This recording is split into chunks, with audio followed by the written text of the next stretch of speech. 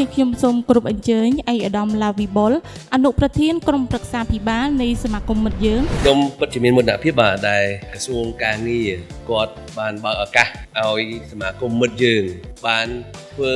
កិច្ចការជាមួយនឹងសាលា NTTI ប្រសិនបើមិនមានក្រសួងការងារក្រោមការដឹកនាំរបស់អាយដាមហេងសួរដែលគាត់ជារដ្ឋមន្ត្រីដែលគាត់មានចក្ខុវិស័យវែងឆ្ងាយគាត់ដល់តម្លៃនឹងការសហការជាមួយនឹងវិស័យឯកជនតាមរយៈយន្តការសមាគមចូលរួមជួយគ្រប់គ្រងដែរដូច្នេះពិតជាអរគុណគ្រប់ភាគីពាក់ព័ន្ធទាំងអស់ដើម្បីជួយជំរុញប៉ុន្តែក៏មិនភ្លេចអរគុណទៅដល់ការកាមទាំងអស់សូមជូនពរហើយនឹងប្រសិទ្ធភាពទាំងអស់គ្នាឲ្យមានសុខភាពល្អ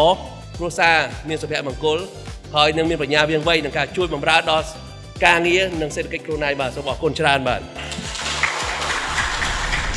ថ្ងៃនេះខ្ញុំមានសេចក្តីសោកនោះនិងរំភើបញាប់ញ័រនិងមានមោទនភាពជាខ្លាំងដែលបានមកចូលរួមក្នុងវគ្គបណ្ដុះបណ្ដាលនិងប្រគល់វិញ្ញាណបត្រជូនដល់សិក្ខាកាមដែលជាបុគ្គលិកឆ្នើមរបស់ក្រុមហ៊ុនយើងចំនួន58នាក់រួមជាមួយនឹងការបណ្ដុះបណ្ដាលជំនាញទន់ក្រមវគ្គសិក្សា MEP Installation and Maintenance Hard Skill and Soft Skill